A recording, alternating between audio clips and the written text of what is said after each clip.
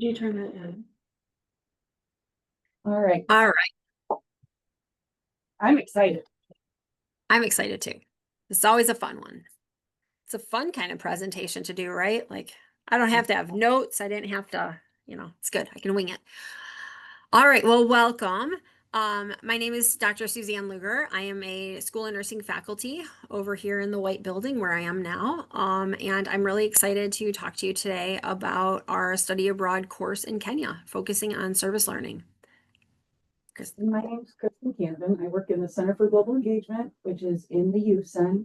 I'm the Education Abroad Coordinator, so I help students on how to apply to study abroad, how to apply for passports, advise on travel health, travel safety, and all things study abroad. So we're going to be covering a lot of ground today. And we're going to be talking both about the course, the travel, and then the questions that you all have questions for me about, which is financial aid and costs and important deadlines. We're then going to have time for Q&A at the end.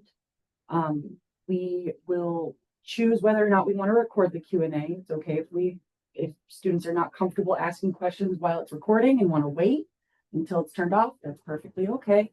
But there's no dumb questions. So we're going to start off the first part of the presentation about the course and about the travel details. And then we'll switch over to the more administrative side of things about costs and dates and how to apply. So without further ado, I'm going to let Dr. Luger take over. All right, so this is a study abroad course focusing on really global health and education. I think there's a little bit of a misconception that this is like a mission trip. And I guess I kind of want to squash that right away. This is very much, while it is service learning, that learning component is really important. And, we are learning alongside our Kenyan partners and really learning from and with them. So while we will be taking, our background and our knowledge to Kenya, they will also be sharing what they know with us. And so, it is definitely not us going to save a community or do anything like that. It's really focusing on that cultural engagement, learning about, a different part of the world and, getting to know a different culture from both like an education and health perspective. So while I am a nurse and this trip has previously really been focusing on healthcare, there is a lot of time that we spend in school-based settings and working on, while we're doing health assessments and health education there is the opportunity for like social work students to be involved, or public health students, or any kind of education student could really find opportunity on this trip. There is, the opportunity for us to work with some early literacy programs. And so, one of the other places we visit is a small community that they have a pretty decent school system for K through 12, but they don't have a library in the area. And so this is an opportunity for us to really kind of focus on early literacy skills and spending a couple afternoons with kids reading and then playing and stuff like that. And then we do spend a bit of time at some hospital clinics. One is at a big, it would be what we would consider a level 1 trauma center here. That one of them is that setting, and then there's also a more like community-based hospital that is very advanced for the area, but is just a little bit smaller and stuff. Partner with us with a nursing program at both of those hospitals, so we have some opportunity to interact with nursing students. And then those are really the big things. Oh, we're also going to spend some time with Aga Khan University.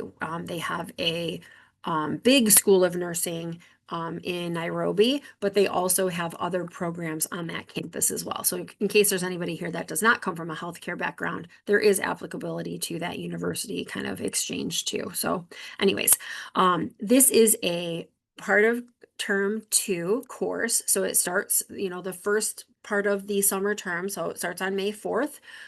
We're going to have a couple pre-meetings, like pre-travel classes prior to travel, where we really kind of focus on getting to know Kenya a little bit better. And so we spend a couple weeks like doing some presentations to each other about different facets of the Kenyan country. And then also preparing like the work that we're going to do while we're there. So that's that prior to travel, that third bullet down there. We're going to learn about Kenya. We're going to talk about the educational presentations that we're going to do at the high school that we're going to go visit. And then each of us do take 50 pounds of supplies to Kenya while we're going. And these are things that any of our partners have asked us to bring, but then also things that we kind of are gathering along the way. And that is kind of a donation that we do make. And so then once we get to Kenya, the tentative travel dates are May 16th through June 2nd. So about 17, 18 days, 2.5 weeks. And we're going to spend again time in hospitals, clinics, schools, and then other community-based settings. And we round up the trip with about a 2.5-day safari at a national park. This is a 3-credit course, INT 391 for undergraduate students and INT 591 for graduate.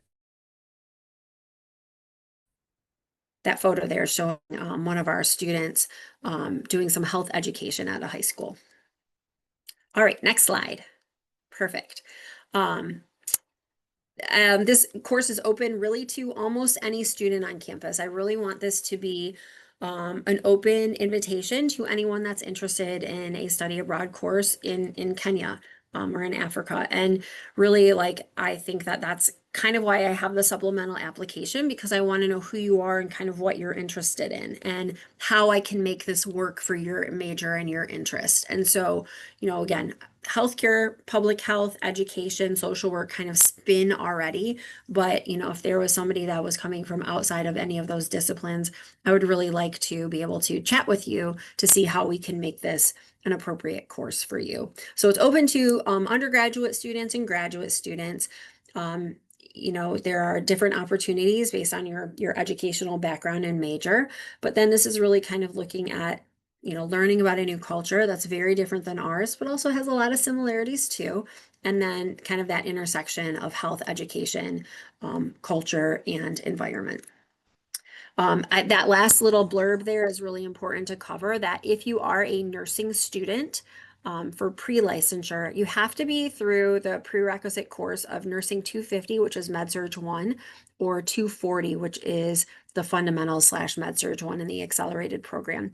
And the reason why is for a nursing student to really be able to immerse yourself in any of the hospital activities, you have to have some background knowledge, right? Like, we're not going there to try out our skills or to do things that we haven't done prior to travel. So like, obviously, if you're a public health student, I'm not going to put you rounding on the floor with other nurses, right? Like, so if you are a nursing student, it's you got to be through that first Med-Surg course so that you have some background and some knowledge of what nursing looks like in the United States, and then how you can apply those skills in Kenya. If somebody has questions about that, and I assume I always get questions, we can chat about it, but it's really one of those things that you want to make sure that you're contributing and not practicing things that you haven't learned yet. So anyways, we can chat more about that. But we can keep moving. Perfect. So again, I really want this to be open and available to anybody that is interested. And I think that there is a strong case for, public health, for social work, from a business or finance perspective. There's an opportunity to learn about, different hospital organizations, the economy, kind of how like the educational system and healthcare system works in another country. Lots of opportunities for communication and social science work as well. So really, like, it's a great opportunity for you to kind of get to know another culture, and besides those things, we're doing other cultural experiences as well. We will go to a coffee farm, which is pretty interesting. So you can see, like, right from, basically seed to cup, how coffee is produced. And then we'll go to a giraffe center where we'll see some giraffes and you can feed them. At the upper left corner of this slide here is the National Museum of Kenya. And I added that experience in when I took over the course.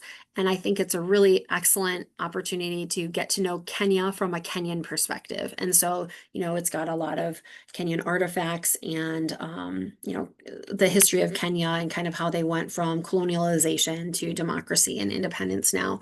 So it's a really nice opportunity to be able to see Kenya from a Kenyan perspective. We go by the Great Rift Valley and see that. And then we'll again end the trip with a safari there. So on the left, this photo showing two of our nursing students, again, doing health education teaching. I think they were doing like stop the bleed training or something with high school kids there, for how to stop, like put a tourniquet on or stop bleeding.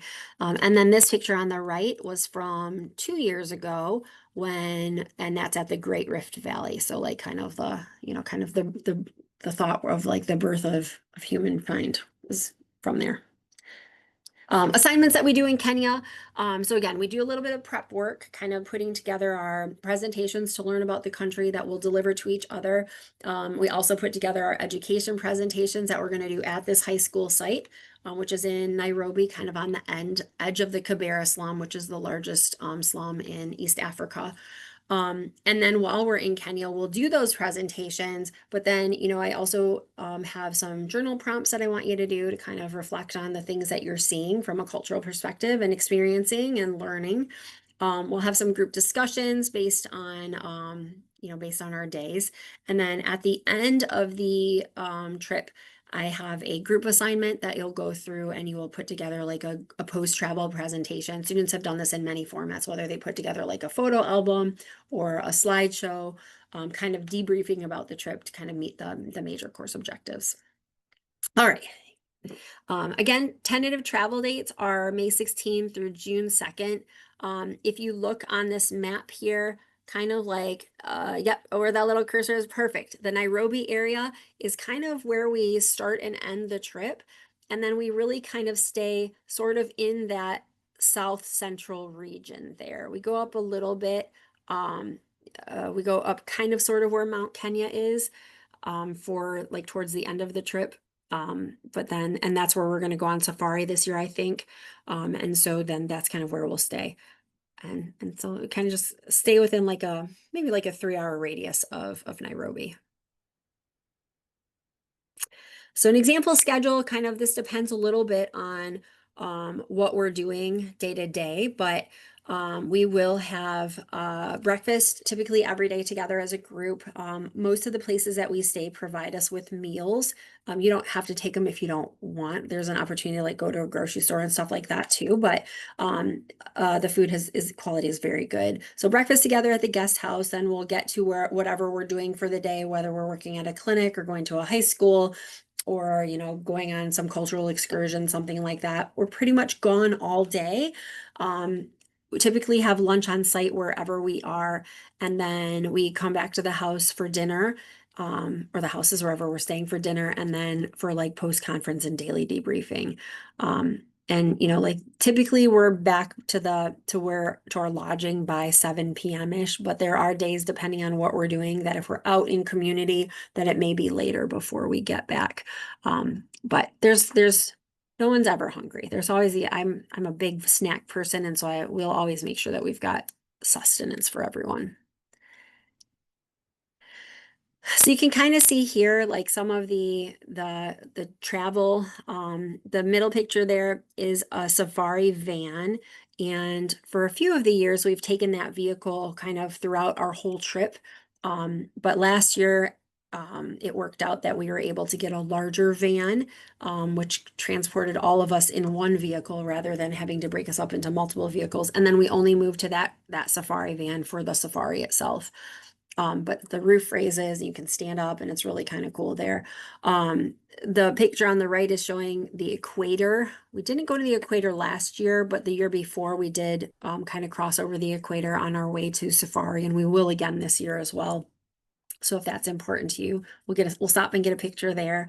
I already mentioned the National Museum and Giraffe Center. The picture on the left over here is the coffee farm tour. So you kind of take a tour of this coffee farm. You see how the beans are produced. You do a tasting, and then we have lunch there. So it's a very nice immersive experience.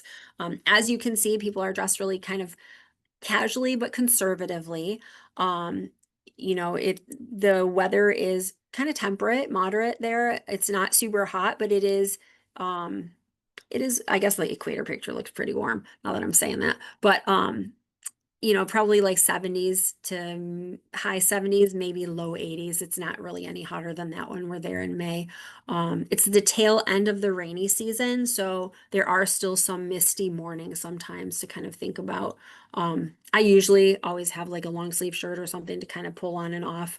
As you can kind of see too, the soil is very red and dry and dusty in places, and so having the opportunity to um, wear kind of casual clothes is really important, or things that blend in with dirt, I guess. Dirt and dust. Okay, good. So our housing, this is always a question and concern for students. Kind of important to remember that, this is not a vacation.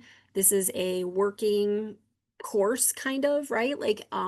So we do sometimes stay in like hostel dorm type situations where you either would have your own room or you'd share with another student. We do stay at a couple guest houses. Those are typically shared rooms as well, with private baths, and those would be 2 to 3 students per room.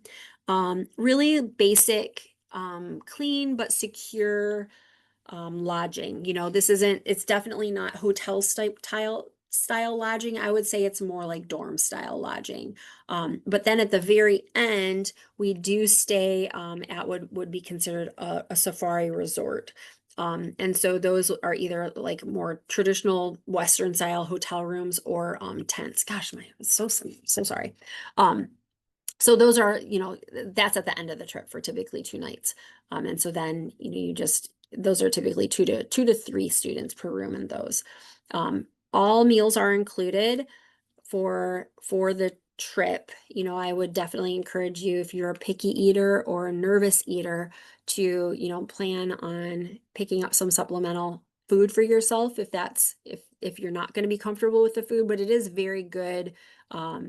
Fresh fruits and vegetables at every meal, fresh juice, always tea and coffee. And then there's always protein and vegetarian options as well. So really, really good opportunity for getting to know the Kenyan culture and stuff. And the places that we're staying are all places that we've stayed for many years. This trip has run since 2009, couple year break in there for the COVID experience, but these are all well vetted facilities, and while they may be basic and sparse, they are just very, very nice, and the people that we stay with are very good to us.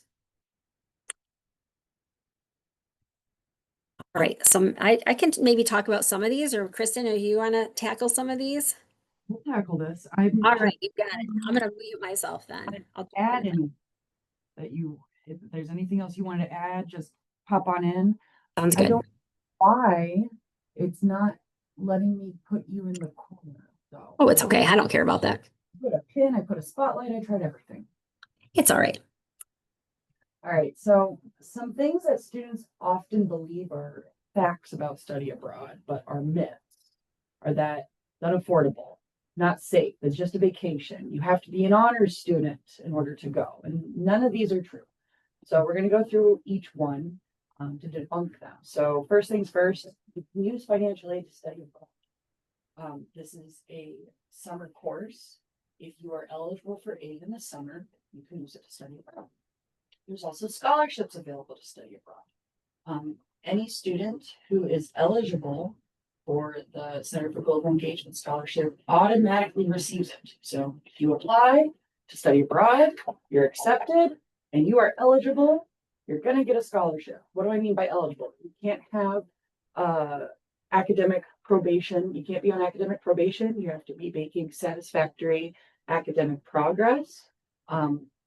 And you have to be enrolled in a credit-bearing study abroad.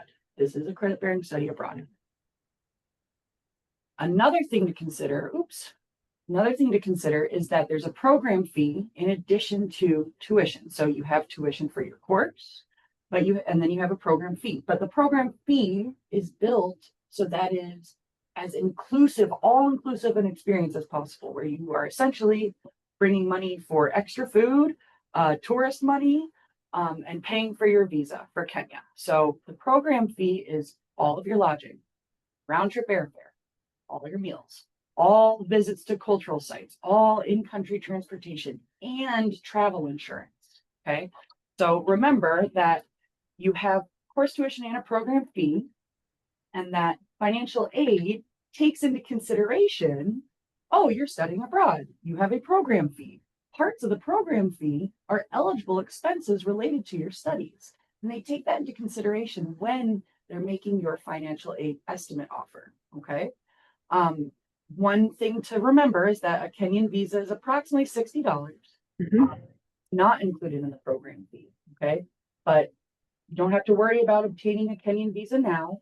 Once you're accepted, you're going to be led through the steps. It's very easy. It's done online still, right, Suzanne? Oh, yeah, it's online. And the reason that it's not included is because you have to do it yourself. I can't do it for you. And so it's just easier for you to put your information in and pay it. And I think it's like actually like 53 or $56, but I just rounded up to 60 here. The other thing I want to say is that I work very, very hard to make this as affordable as possible. And, this will be my fifth year kind of going running. And I think the trip fee has gone up about $370. Like it really has not increased that much. And most of the increase is related to airfare. And those things are not really controllable, and um, airfare and gas transportation for our in-country, stuff. Those are the fees that have really gone up. But I've worked really hard to negotiate good rates at good places. And if it wasn't a nice place, or if it was too expensive, or if I felt like it wasn't worth it, I wouldn't go back there. And so I think that this is a very fair and inclusive course fee. And if you want to think about it, airfare typically runs between like $1,200 and $1,500 to Africa, to Kenya. And so if you want to think of it that way, if that helps you kind of break down what the costs are, that it is, you can't get much cheaper than we're going, if you want to break it down for 18 days for sure. And a safari. Yeah, and the safari at the end, honestly, that's a really good point, that the national park fees have really increased over the last post-pandemic, and that has really impacted our budget a little bit too. Although our coordinator does a really nice job of trying to keep everything as financially responsible as possible. But those are fees that we don't have control over. Another great thing to keep into consideration too is you're all traveling together. So you are traveling from Detroit Airport to Nairobi and from Nairobi to Detroit Airport together. It's not you're on your own. No. All of you are flying as a cohort from Detroit to Kenya and back, right? And it's fun. It's fun. We have students that have all levels of experience. Some of you guys will have traveled extensively, and you could do it independently. You don't need any hand holding. But there are other students that this may be their first time, out of the country. Sometimes it's people's first flight. And, I love to kind of give that support and to be able to go on this experience with you. So if that's you and you're nervous about something, by all means, come chat with me, and I can either put you in touch with past students, or I'm happy to walk you through stuff myself. I've even talked to parents before. So like if that's something that you need me to do, I'm happy to do that. So, as I said earlier, you can use financial aid to study abroad. As this is a summer course, right, in part of term two, you're charged tuition in summer, part of term two. To be considered full time for financial aid purposes, remember, so financial aid, they give aid awards based on if you're full time, part time, three-quarters time, etc., right? Full time in the summer terms is 6 credits, whereas in fall and winter, to be full time, you have to be in 12 credits. Okay. So you don't have to be enrolled in 12 credits in the summer to be considered full time for the purposes of financial aid. It's just 6. Are there scholarships available for the program fee? Yes. So the Center for Global Engagement Scholarship, which is automatically applied to your program fee if you're eligible, is just linked directly. Okay. So again, any student who is eligible for the CGE scholarship. You don't have to apply for it. You don't have to do anything for it. You just automatically receive it and it goes straight towards your program fee. So what I mean by that is, let's go back a little bit. You can take the 4370, okay, and you already will have a scholarship going towards that 4370, okay? So the 4370 isn't fully 4370, it's even less, okay? So keep that in mind. Oh, we go back to that picture for a second. I just want to point out that that house right there is one of the guest houses we stay at. It's called Premier Fortunes Guest House, but we mostly just call it Miss Margaret's because the lady that lives there's name is Margaret and she's wonderful to us. And then that picture there is of some of the food that we get, and the chef that she has for us is incredible. They're just incredible. It's the best cabbage you'll ever eat. How many years have you been with Miss Margaret's? Since I started. So like that, I think that she was well involved. She maybe have been around for 12 years or so. I mean, definitely from far back. Yeah, it's awesome. Lucky to have Miss Margaret. So lucky. Okay. If you are, sorry about that overlap, guys. If you're an honors student, and you want this to be part of your off-campus experience, it could be. However, you need to speak with the honors program and with your off-campus experience faculty advisor to see how would this fit into your off-campus experience paper. And as I said before, financial aid takes into consideration your program fee and the eligible items within the program fee when they are making your aid award offer. All right, so how does this whole work? So if you're accepting the program, you're going to receive some paperwork from me to sign for financial aid. I give that paperwork to financial aid.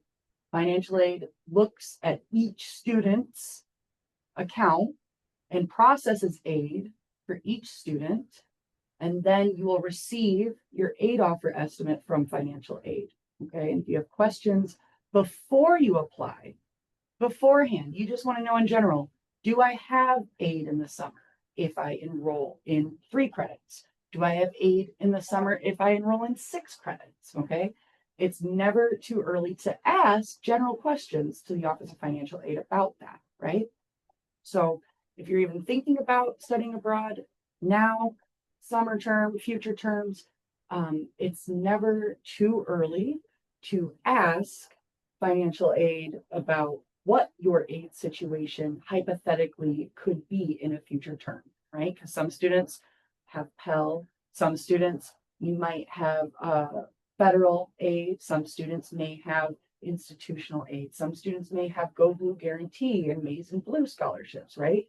And it's all different situations, different combinations. If you have questions, I can answer some of them, but I can't answer all financial aid questions. So a lot of the times I'm going to have to tell you, that's a question for my good friend Sarah Cyrus in financial aid, or that's a question for my good friends in the cashier's office, right? So I can point you in the right direction of where to get answers if I don't have the answer for you. Okay. All right. Myth 2, it's only for like certain students. You have to have already traveled before. You already have a passport and you have to have, foreign language experience and you have to be a nursing student and all this. No, no, no, no, no. None of those things are true. You don't have to have been on a plane before. You don't even have to have left the state of Michigan before. You don't even need a passport. We got resources. I'm going to talk about that in a minute on how to apply for a passport. Okay. You don't speak Swahili. Okay, that's fine. No problem. Okay. So please do not think that studying abroad is just for a certain type of person. It's not. It's a very transformative experience. A lot of students, learn a lot about themselves, that things they didn't know when they're studying abroad. Okay. I love how many of you are here because it shows that you're curious about leaving your comfort zone and being exposed to a different culture, a different way of thinking. Okay. So no, you don't have to be a certain type of student to study abroad. It's a big vacation. You're just going on a safari with Dr. Luger and that's it. No, no, no, no, no, no. You're earning credit towards your degree.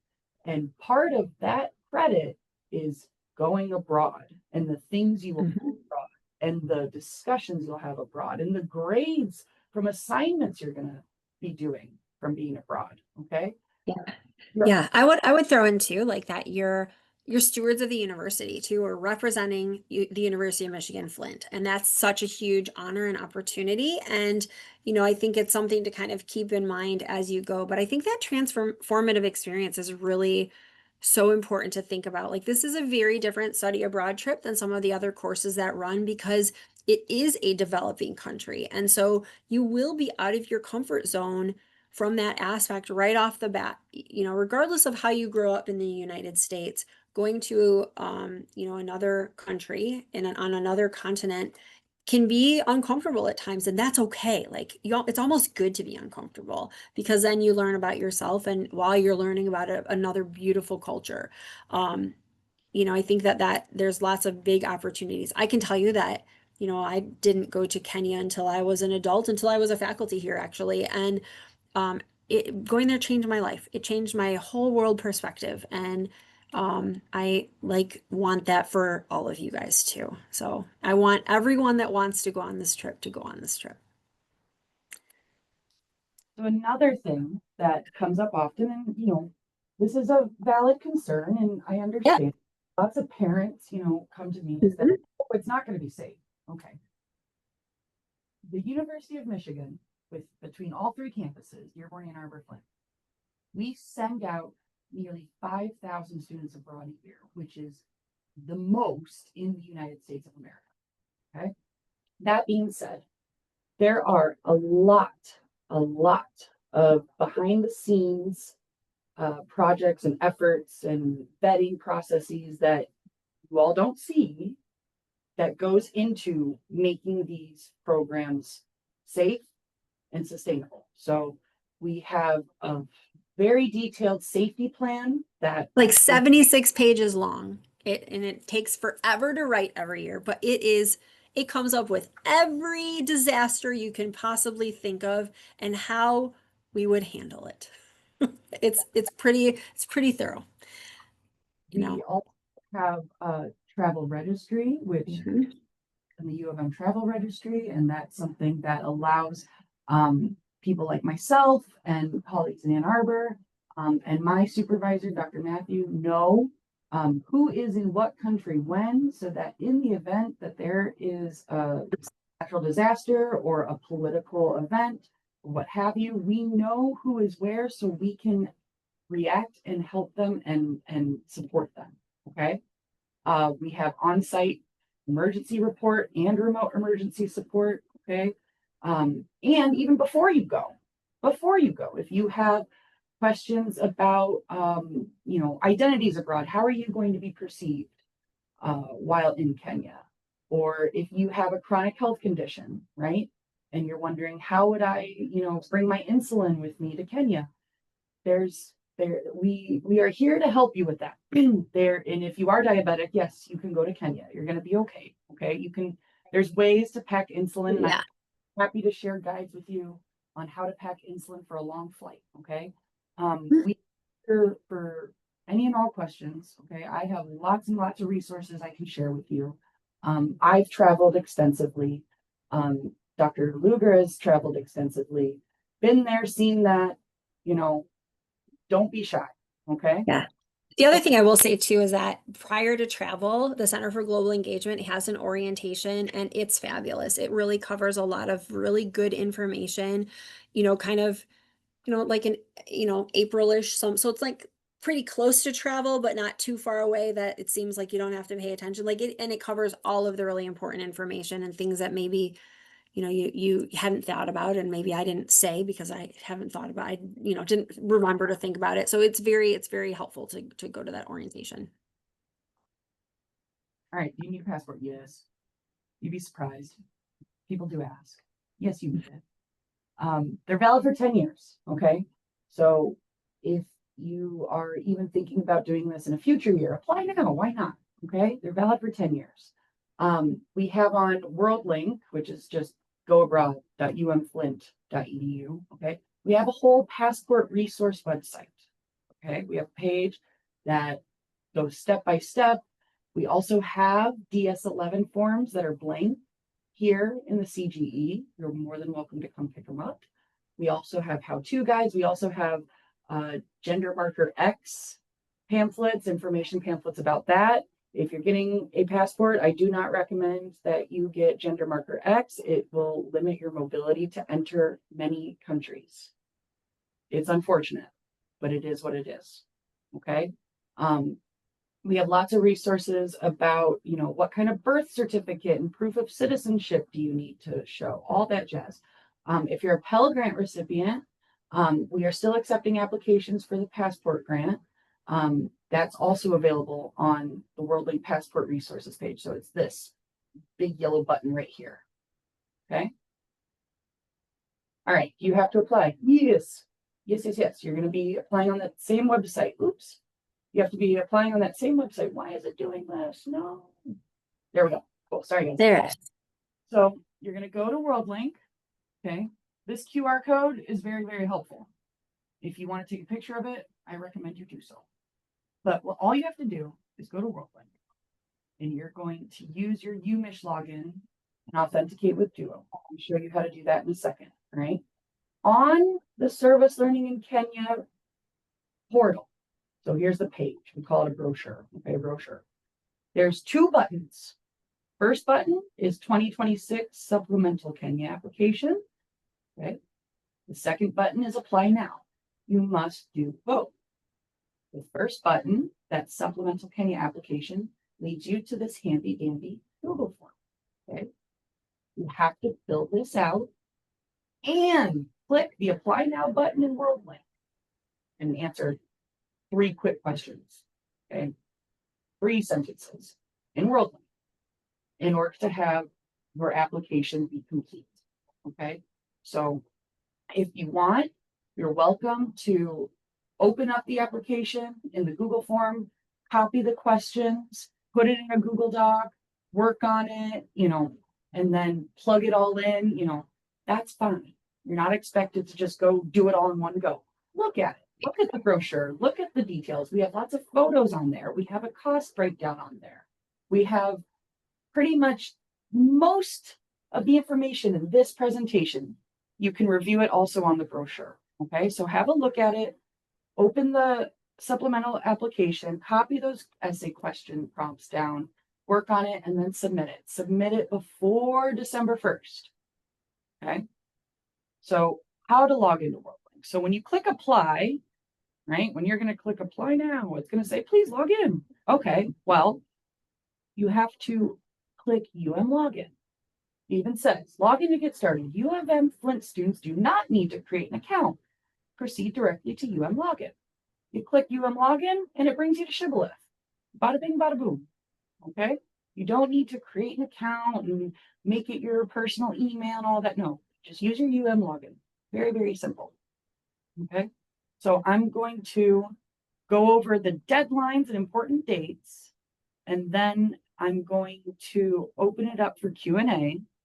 If you want me to pull up WorldLink and click through it all, I will. But it's up to the chat. If someone wants, even if one student wants to do it, I will do it. Just let me know in the chat. So you have to apply by December 1st. You'll know if you're accepted by early January. Okay. Then we're going to have a next steps meeting. So that's when we're going to go through, all right, reminder of when payments are due. Reminder of if you have a travel health plan, how to go about that, how to come talk to me, how to come talk to Dr. Lugger. Okay. Talking also about, most likely at that point, we'll start talking about visas and how to apply and how to prepare, documentation for that. If you don't already have your passport by March, well, it's going to be cutting it close. So I really urge everyone to apply for their passports now. Okay. Then we're going to have a pre-departure orientation. It's looking like April 10th. This is a half day. Lunch is provided. Before pre-departure orientation, there are steps you have to take, which we go over at the next steps meeting. So there's different materials to review and videos to watch. And we have a half day going through lots of travel safety. We go through focus groups and breakout groups with each country, each destination. It's time for you to ask country specific questions and whatnot. Okay. Tuition for summer terms is due April 15th. Okay. Tuition and program fee deposit. Program fee deposit. What is that? So your program fee deposit is $500 that goes towards your program fee. This is a commitment deposit. This allows Dr. Luger and myself to know who is going. How many people do we need to have in a van? How many people do we need to have flights booked for? Okay. And that's due the same date that tuition for summer is due. Financial aid and scholarships. Financial aid does not release aid until May 4th. Okay. So your remaining program fee balance, if you have one, is May 5th. So if you've taken summer classes before, you're probably familiar with the game of I have aid coming, but this is my account balance. I have aid coming, but this is my account balance. How much do I owe? Right? So that is the same as every other term. Okay. If you have questions in the interim, I'm happy to help. And then you travel to Kenya on the 17th. Tentatively, we're looking at 17th. It could change a day. It could be a day later. So keep that in mind. You got to be a little bit flexible. So maybe all the flights are booked and you'll have to go on the 18th. You never know. Okay. But it's not going to be end of May, several weeks later, or you're starting the travel in mid-June. No. It's going to be sometime around May 17th. Okay. So if you have, It likely, just to kind of interrupt, it likely will be the 16th because that's a Sunday. I don't know. The Saturday or the Sunday, one of those two. So the 16th or the 17th. so if you have commitments in the summer, you have part-time work in the summer or whatnot, we're very flexible, right? But we want to give you as much advance notice as possible about the time frame that you will be gone. Okay. So if you want to talk privately about, identities abroad, safety abroad, health abroad, I'm here for you. Okay. I'm in 219 USEN. My email is on the screen there. Feel free to send me an email, or, if you don't want to put it in an email, you're more than welcome to say, I have a health matter I would like to talk with you about. When can I come into your office for advising, or I also have virtual advising if you prefer virtual. Right here, you'll see you can access all of the links to apply, to rewatch this recording once it's live tonight.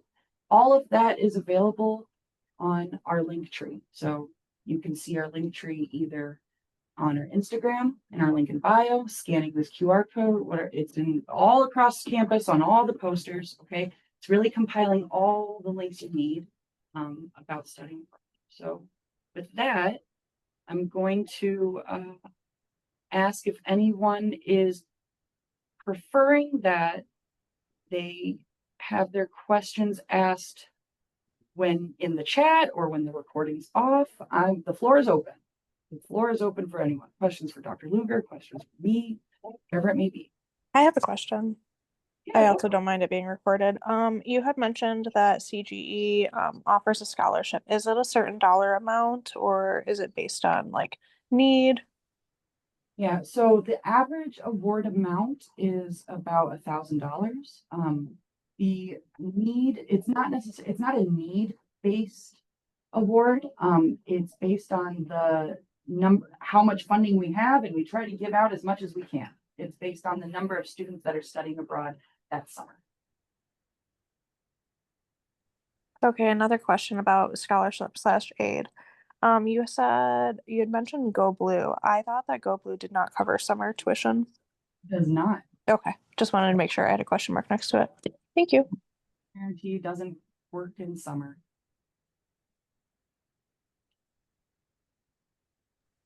For the CGE scholarship, do you have to be enrolled full-time 6 credits? Is that right? So if you were only taking this course, that's 3 credits, would you not be eligible, or that's incorrect? That's incorrect, but a great question because I get this a lot. So you don't have to be in 6 credits to get CGE scholarship funding. You just have to be in this program, in this course for it. That's the one thing that, okay, for financial aid varies if you're 3 credits, 6 credits. The CGE scholarship does not vary, whether you're in 3 credits, 6 credits, 9 credits in the summer, okay? It's for students who are in a faculty-led program in the course, and it goes directly to their program fee. Thank you. And that's the one you said you don't have to apply. You're just eligible by being accepted and enrolled in this course. Yes, and you're automatically receiving it if you don't have, an academic probation record, or if you're not making satisfactory academic progress, we're not allowed to award it. If you have an outstanding student account balance over $4,000 from prior terms, we're not allowed to award it. But if none of those 3 situations apply to you, then you automatically get it. You don't have to apply. Thank you. I have another question. I have heard before that if you take like transcultural health, that there is a scholarship. Is that the same scholarship? Oh, you guys both turned your heads. Maybe I'm incorrect. Talking about the Global Studies Certificate. That's a 12 credit IGS, International and Global Studies Certificate. They were offering a small stipend or scholarship if you took the INT 110 course, which is the intro to global studies course. It's one of the courses in that certificate, but that is not, and transcultural healthcare, transcultural nursing is one of the electives that can be chosen for that certificate. So that might be what you're talking about. There's no separate scholarship just for taking 369. Okay, thank you. What I would say is that you should consider looking at your schools and colleges wherever your major is in, because sometimes those programs have additional student scholarships for study abroad. And there's not always money available, but it's definitely worth pursuing. For example, the School of Nursing oftentimes has a small scholarship that students can apply for later on in the winter to potentially offset a small amount. I'm talking like $250 to $500. It's not very much, but it is something, right? But so if you're out of nursing, make sure that you're checking with your majors. Okay, and I think I have my last question. I pinky promise for this one. Oh no, So bring it on. typically I feel like aid packages from financial aid are like kind of later in, we'll call it the winter semester leading into summer. Because it is a study abroad, will they be able to package us earlier so we know like what our aid eligibility is? Or is it still like a wait and see? The wait and see. So financial aid doesn't process. Financial aid processing for summer is kind of this cat and mouse game, right? However, when we have our faculty-led programs, right, that are going in summer, they batch process those all together, right? As long as I have all the forms from every student studying abroad, financial aid takes that in a big batch and processes it. And they do put it as a priority because they know that there's payment deadlines. They know that there's deposits and whatnot, right? But that's also why I recommend that students do go talk to financial aid beforehand, like this term, early next term, just to know, do I have Pell left? Do I have, any unsub left? Do I have this left, that left, right? Unfortunately, institutional aid has been, in terms of the December cutoff and January cutoff, the institutional aid that is awarded for early registration for summer has been dwindling down year by year. So if you are interested in knowing a general sense of what your aid package could look like in summer, it's never a bad idea to go talk to financial aid and know that, yeah, you make a very good point. Aid for summer you usually don't really get your answer until March, right? Well, that's why our friends at Financial Aid, they batch this and they do make it a priority. And also like, you know, kind of my goal in having you find out, you know, as early as January, maybe even the end of December, right? Like that you've been accepted for the trip, that gives you additional time to continue to save for it, right? That you can start planning now, thinking ahead, and start, you know, putting it on your Christmas list or your holiday, you know, that you're looking for support from family and stuff like that, or work, pick up a couple extra shifts at whatever you're working, or just kind of being able to think ahead now rather than waiting until, you know, March or February and then you're trying to scramble. Okay, I lied about the last question. I have another one. I know that, for example, this previous summer, I was able to do a payment plan for my courses. I understand that the program fee is separate, but like for the course fee, would a payment plan, like if needed, would that be acceptable for this course? So payment plans for summer, I believe cashiers asks that you are engaged in the payment plan for summer in January. Yes, you technically can be in a payment plan for tuition for summer, but you cannot be in a payment plan for a program fee. You can see that this one's already starting to. Sorry. Okay, I understand that. Thank you. This one's already starting to run. It's one of the. Great questions.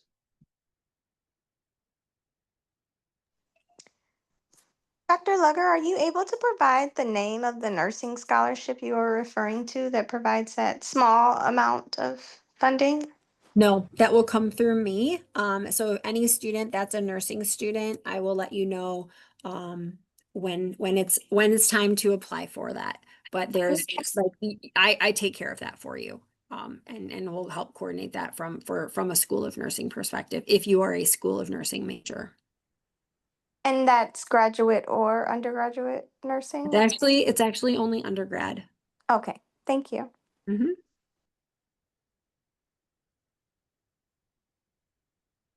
What else you guys got? Don't be shy. What are you dying to know about? Have you decided where the layover is?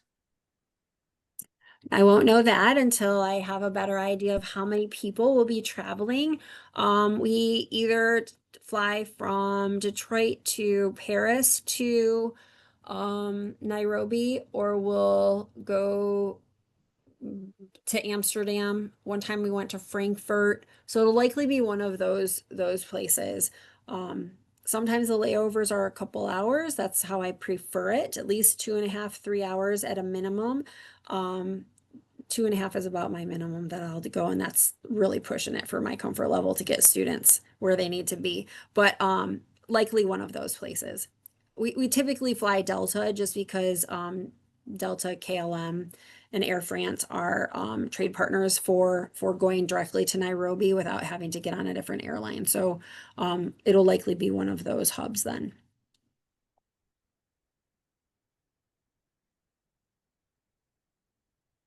Sometimes students want to ask about malaria or risk, you know, communicable diseases. And so that is, you know, always something that we take into consideration and talk about. From where we're going, malaria is not endemic to those regions, but we are still provided with bed nets wherever we're going. And if you wanted to wear bug spray or something like that, you're more than welcome to, or take like a malaria preventative. I have a question in regards to that, actually. Yeah. Are there specific like vaccinations that are required via the trip versus like other School of Nursing specific requirements? There's not any that are required. You know, from a recommended standpoint, I would, you know, like I would encourage you to take a look at the CDC guidelines and website. They may recommend you get yellow fever. I know that's on there. We are, again, are not going to an area where it's endemic. Hep A is always a good one to have. Hep the hepatitis series are always a good one to have. But beyond that, you know, just the general I guess vaccinations are really what's needed. But I would consult your healthcare provider based on your own health needs to make sure that you're doing everything that you need to. But there's nothing that's specific to Kenya that you absolutely have to have. Okay, so like if I have current exemptions for, I guess, my clinical places, those will transfer over if required, like in their hospital setting. So it's not that they won't transfer. Oh, I mean, yes, they will. What you want to take into consideration is your risk for acquiring those illnesses because you're unprotected with vaccination. So that would be something to kind of keep in mind. But from an exemption standpoint, it's kind of on you to know what you need to get there. But there's nothing that the country requires you have to travel there. So there's like no Complio or anything, ACE map, those kinds of things going into their. No, because we're Okay. not working in the same way that you do for clinicals. Okay, thank you. Yeah, no problem. We have a student with questions, but they prefer that, there's some questions for non-recording. So last, Sure. who wants that question while we're recording? Otherwise I'm going to stop the recording so that we can have our other questions. Yeah. Going once, going twice. My email is slugger@umich.edu. If you ever want to just shoot me some questions too. I'm sure it's on this presentation somewhere, but otherwise just look me up. Or studyabroad@umich.edu too. That works. All right. Well, thank you so much. I'm gonna look forward to seeing all of your applications, everyone that came. I hope so. I hope so. The essays and WorldLink. Don't forget, you have 2 things to do.